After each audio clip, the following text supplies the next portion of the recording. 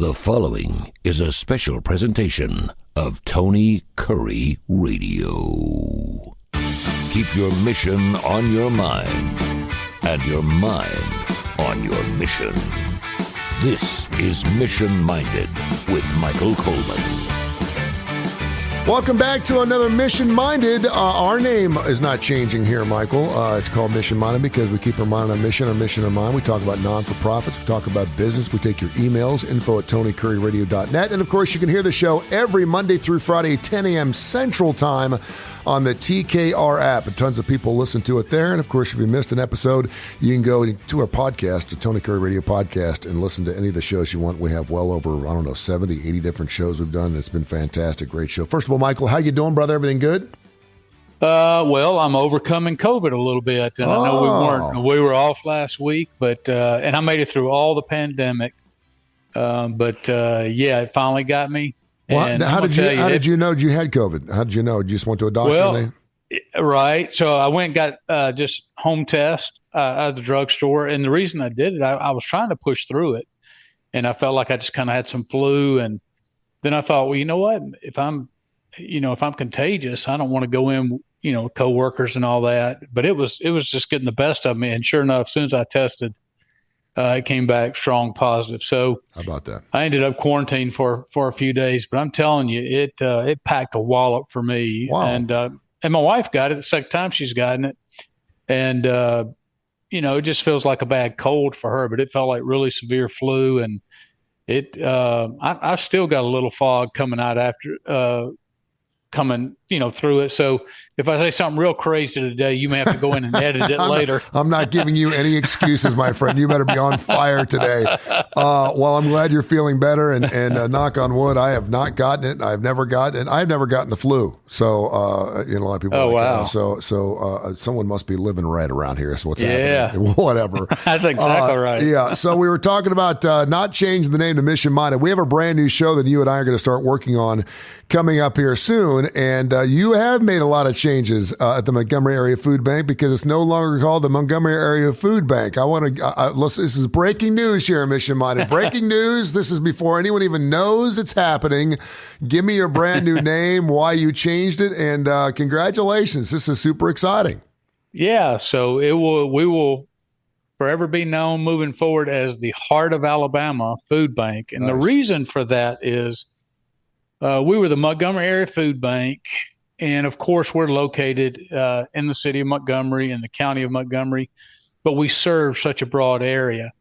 And most people, because they don't know the difference between a food bank and a food pantry and, in the different counties, when we try to promote the Montgomery Area Food Bank, people go, well, why would I donate to Montgomery's food bank? I'll donate to my county's food bank. And it's because they really don't know the role of and the distinction between a food bank and a food pantry, where we're out acquiring and sourcing and gathering in, millions and millions of pounds of food to then distribute out to the different pantries and to help them in their individual counties. And so we found the name was so troublesome because it just affected us to be able to effectively market in some of these other areas.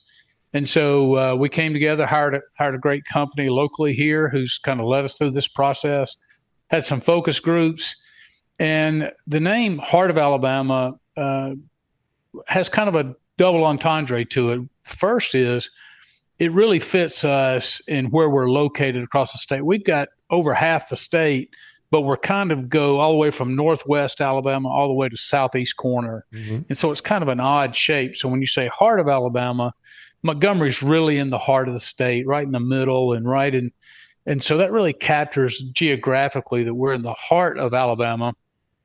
But also the second part is it kind of conveys the right spirit, which is we are a people who are compassionate and have a very caring attitude towards those who struggle with hunger and food insecurity. So we're very glad to carry forth this new name, and I think it better captures who we are, and of course this is going right into a very new podcast that we're doing with you, mm-hmm. which again, we're very excited because there's really so much about food banking. It's more than just about sourcing food and distributing food. We're going to get into kind of the core reasons as to why food banks exist and why they need to exist, and the challenges in society, and some of the core issues related to poverty, and how the government fits in, and what are some good approaches, what are bad approaches, and just kind of attacking it from all angles, in hopes that people will have better understandings of where the food bank fits and the role it fits inside of their own individual communities. Well, and I really appreciate the opportunity to do this because, I promised my mom when I got in radio and I was 13, 14 years of age, she said, when you hit it big, you better give back to the Lord's work. And I said, absolutely. And I've tried to do that in a lot of different ways by starting our own foundations and helping other people. But, I want to be a radio station that not only is entertaining and gives you good content, but I want to be instructional. I want to be informative. I want to be holy. And I think we got more people now using food banks than we ever have in the history of the world, which is amazing. And so, if people can learn some things from our new show and from this show here in Mission Minded, we've certainly gotten a lot of that information as well, then it's a wonderful thing, and we're doing some work here. Let me ask you this. You cover 35 counties with the Heart of Alabama Food Bank. Who decides how many counties you cover? And if someone said, listen, we can't cover this anymore, can you take our counties on? And when would a possibility be where perhaps you'd give counties up? I think it sounds great you have 35 counties, but you could obviously serve 20 counties much more efficiently than 35. Sure. How does that work? Sure. Yeah, so Feeding America, it contracts with about 200 food banks across the nation, and every county in the United States is assigned to one of those 200 food banks. So there are 4 Feeding America food banks here in Alabama. And so, for instance, the Central Alabama Community Food Bank is in Birmingham, right above us, and they had a smaller food bank, what we call affiliated food banks, that contract with us to help carry over. So we have 4 affiliated food banks that help us cover those 35 counties. Mm-hmm. But ultimately, we're contracted for all 35, and we're responsible to Feeding America for all 35. But these smaller food banks, and this happened back in 2010, the food bank in Birmingham was not able to sufficiently support them.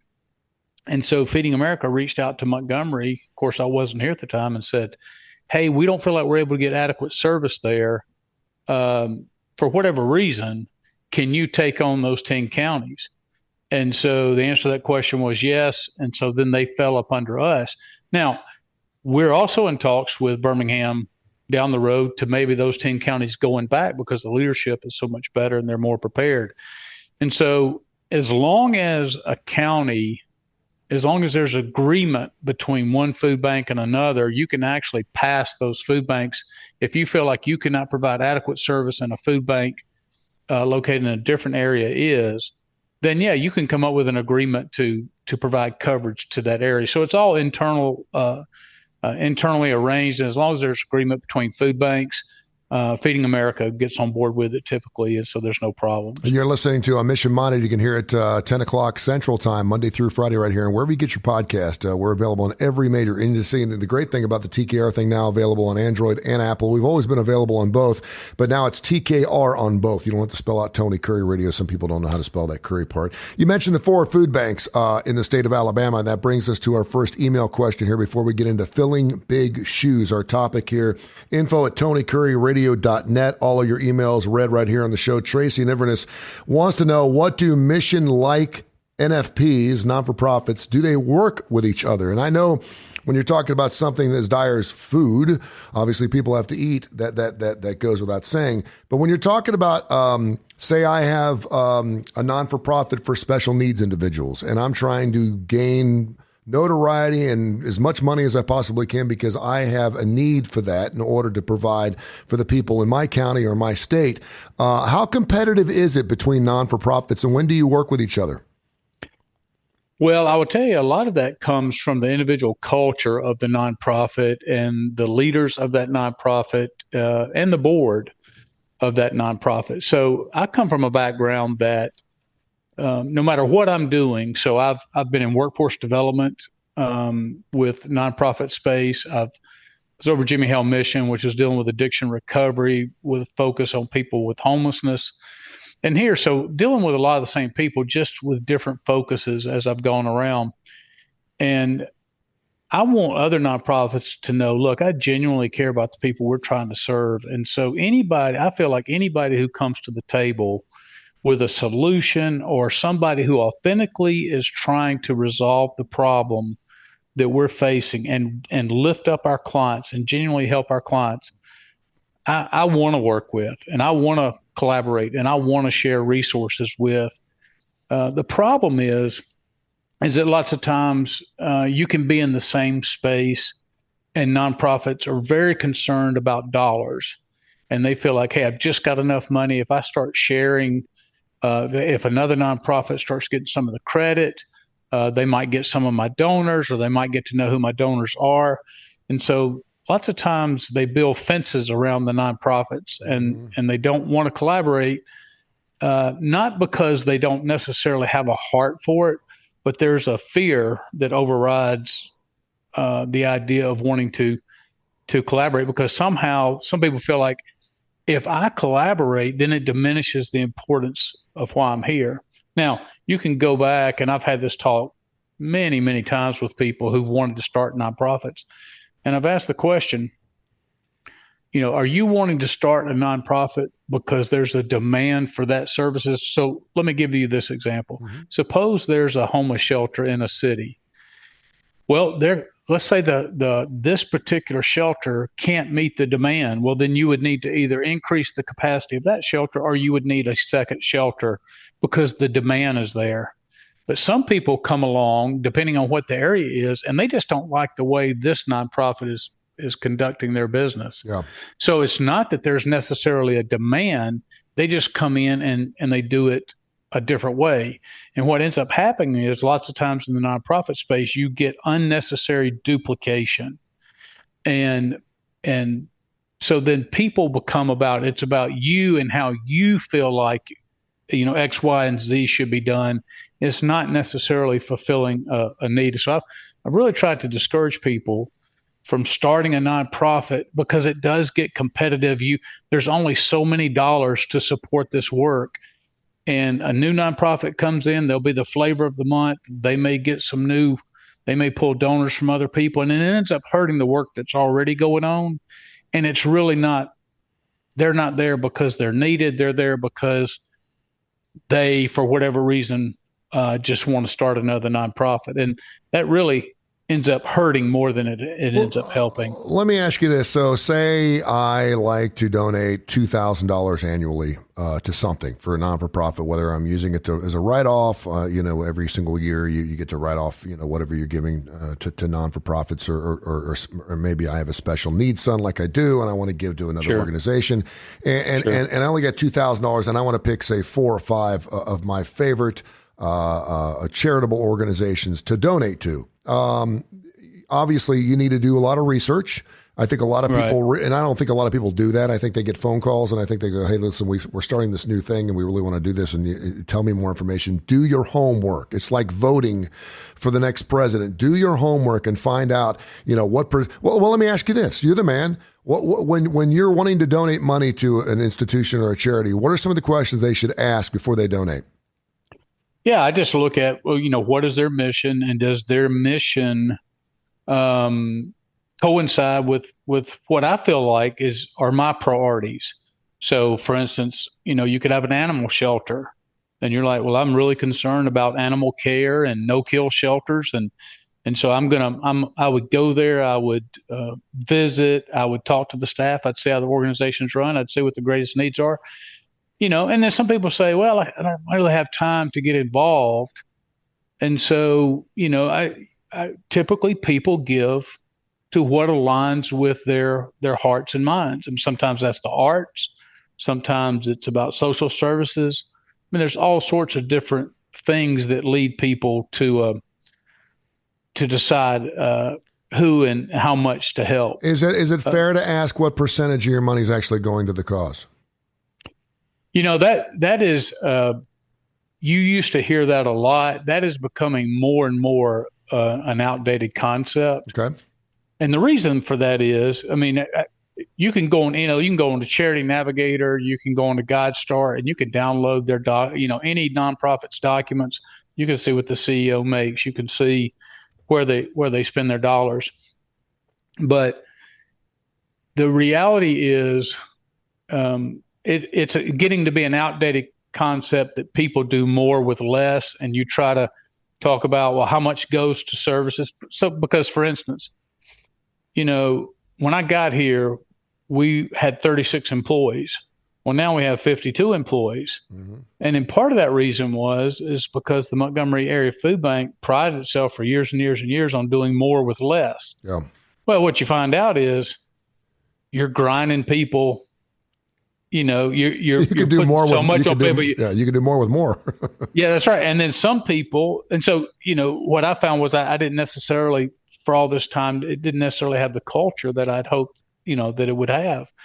And so lots of times, it's a misnomer. People think, oh, well, you've got a lot of overhead. Well, we have a lot of buildings. We have a lot of freezer space. All this is necessary. Now, I still think we're under 20% or whatever.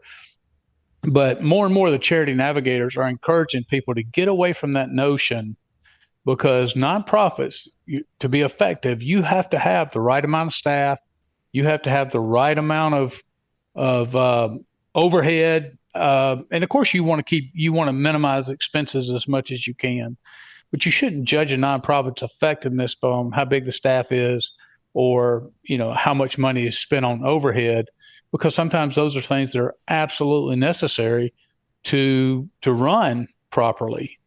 And so more and more of the so-called expert charity advice sites are getting away from that model. It's too flawed. All right. Final question on this, and then we got to get to our topic. And I think this is really fascinating stuff. Just a little bit of a dirty secret. And I got an email on this several months ago, but I didn't read it.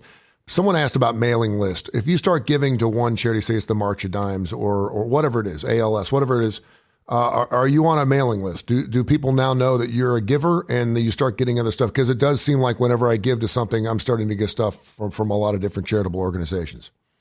Yeah, so it's no secret. Now, I will tell you, most charities that I'm aware of, we have never shared donor information. Okay. We consider that confidential, and I think most do.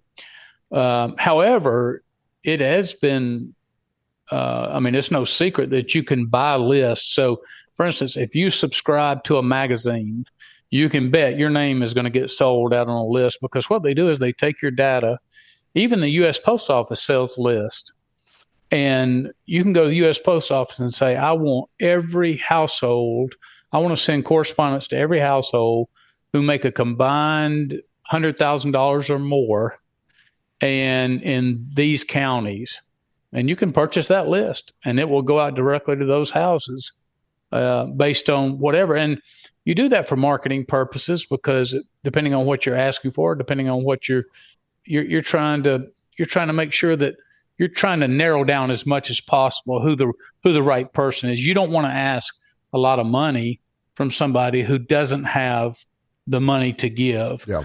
And so that's why lists are sold, and it's a very large business, and you can get them from most places. However, most of those lists do not come from charities. As a matter of fact, I have never talked to another CEO or executive director in the nonprofit space who has ever sold or relinquished their list of donors. In fact, most people are definitely afraid of that information getting out, because you don't want to share your names with anybody for fear that they will begin to solicit them and take your donors away. Yeah, and that's a good thing to know. He is Michael Coleman.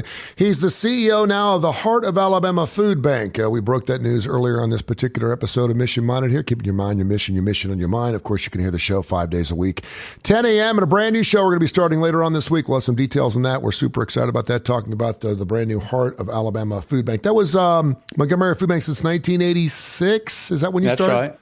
Yep, 1986. That's quite the brand name, and what a great change, and probably very welcomed as well. Info at TonyCurryRadio.net, info at TonyCurryRadio.net. We got some more emails. We'll get to those next week here on the show, but I did want to get into our topic here. I think I was the Pat Fitzgerald story, the Northwestern head coach. who had spent well over 20 years of his life as a player, as an assistant, and then a head coach of Northwestern, coming off a lousy year last year where he went 1-11. So maybe there was more to his firing than just this hazing incident that everyone knows about in college football. But David Braun, who is the assistant coach, is now going to be the interim head coach, and obviously maybe his chance to become the head coach at Northwestern. And I was thinking to myself, okay, if Pat Fitzgerald left on his own accord, maybe he retired and he left on a good note, those would be some mighty big shoes to fill, because it's hard to get good recruits at a place where it takes very high ACT or SAT scores to get into, much like Duke or Notre Dame or Boston College. And I was trying to think of a topic to go along with that. And we've seen it in every business where, your number one sales guy, your number one on-air personality, your number one whoever it is, decides to move on or retire, and then you must fill those shoes. And I started thinking to myself, that's a mighty hard job. And you used the great analogy, who's going to want to fill Nick Saban's shoes when he leaves? Right. The old saying in college football is you never want to be the next guy. You want to be the guy after that guy, because you're going to be filling some mighty big shoes. So kind of take me through what it's like and who you're looking for to fill those shoes. And then when that guy gets in there, what does he take away, or what does he learn from the previous guy's experience, or does he go off and do it his way?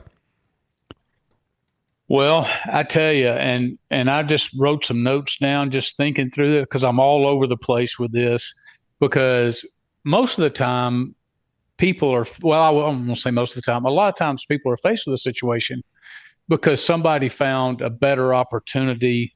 And even though you want them to stay, lots of times they're just, but lots of times they want a different opportunity because the work culture is not good, the pay's not good. And we've talked about that on other shows. Shame on you if you have somebody that's so valuable, if you have a Nick Saban-like leader on your staff and you have not done everything you can to provide them the reason to stay. Because people like that don't come along every day, and they're incredibly hard to replace. However, having said that, it is true that we all lose good employees for whatever reason. It could be due to retirement. It could just be they're ready for a change, or maybe you don't have the capability of paying them what they're worth and they just have to go take advantage of that somewhere else. I have seen leaders wring their hands incessantly about this. I just look at it a little bit differently.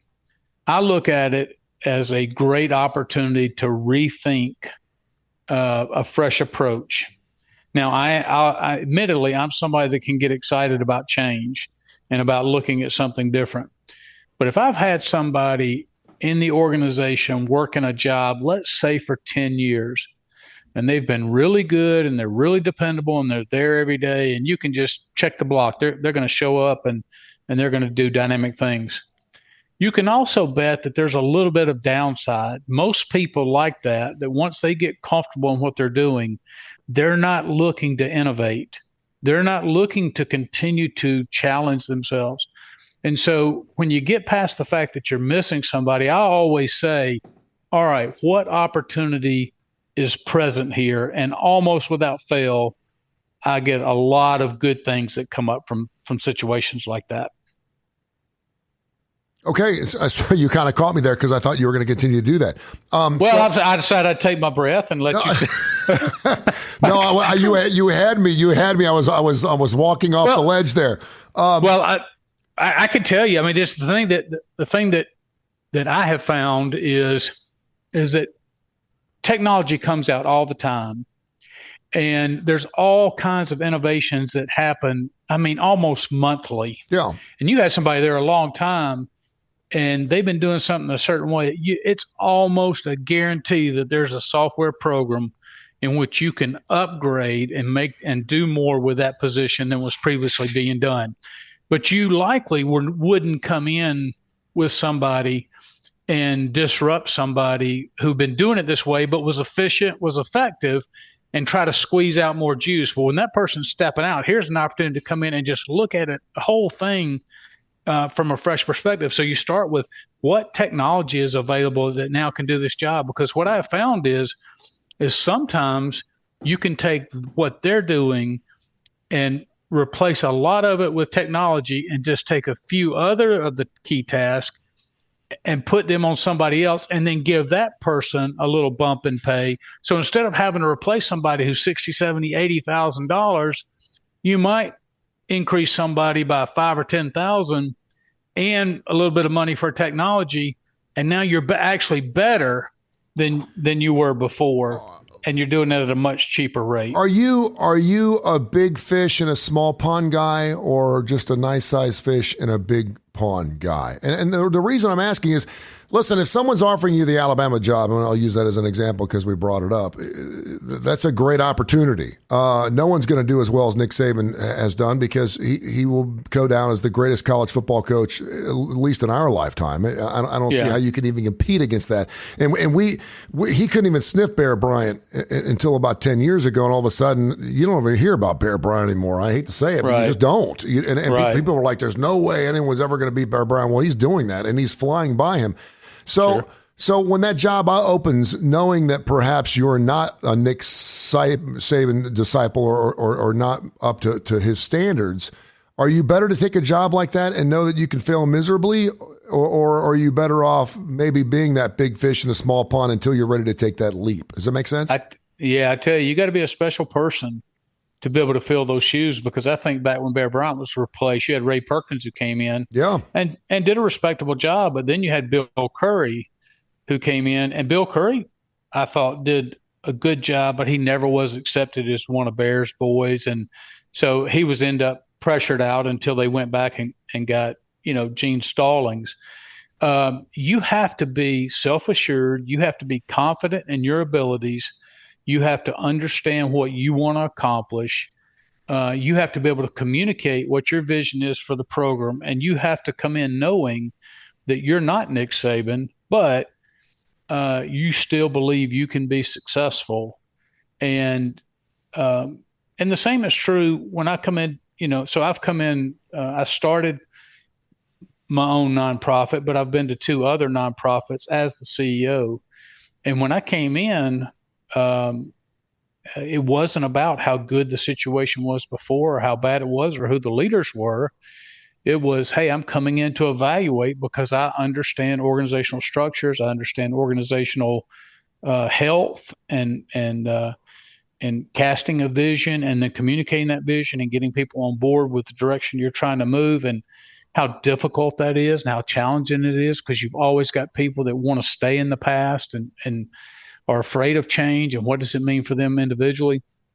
So there's all these moving pieces, and you just have to come forward and be confident that your recipe for success will work in this place. And of course, as a CEO, it's a little bit different, because you have the power to make some calls that maybe if I was coming in at a director level or manager level, I wouldn't be able to do. I wouldn't be able to affect who's working where and what situation is, fits best. Yeah. And so I recognize with the CEO, I have a lot of power, but I mean, it's definitely not easy, and you want to have the person with the right mindset. This is where your faith and your skill and your belief in what you do. Obviously, if you're being offered a job like that, they obviously think the world of you, because they're not offering that job if they don't think that you can keep up the same level. And so I'm having these discussions a lot with my 18-year-old son who's fixing to go off to college. I want him to be him. Don't be like the last guy. Learn from the last guy. If you can, meet with the last guy. Find out what he did and why he did it and why he did it so well, and maybe learn some things, then kind of put your spin on it. But you're never going to be that guy, particularly if you're leaving a situation, or you're coming into a situation where it's someone who's just really beloved and they gave it all they got, and for whatever reason they're leaving that post. But there's nothing to say you can't do it better. And I mean, we sit here and talk about Nick Saban, but 100 years there may be a guy who actually won 9 championships and not 7. I don't think Nick Saban's done, but I mean, it can always be done better at some level. You can't be 110% every single day. But yeah. Well, you think about it. You can learn good and bad from anybody. The old adage about Michael Jordan, as great as he was, considered the greatest, and how many times he got the last shot at the end of the game, the hundreds of times he got the last shot that he missed, that he didn't pull it off, and all of his failures.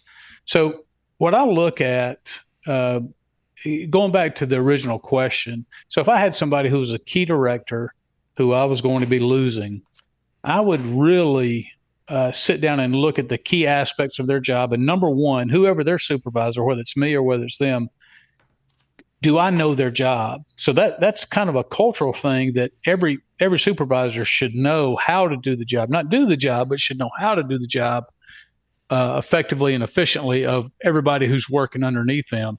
So I would make sure that those key things were identified. I would make sure that I understood the ins and outs as much as humanly possible.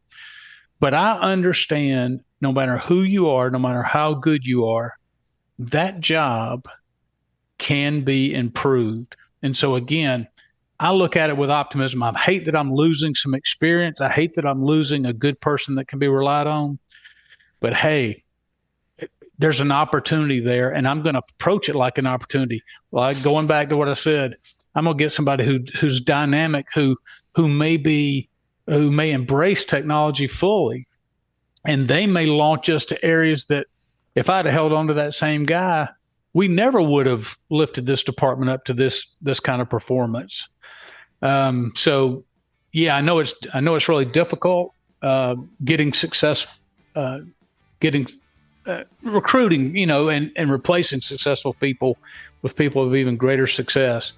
But really the opportunity is there if we'll just take hold of it. Mission Minded now with the CEO of the Heart of Alabama Food Bank.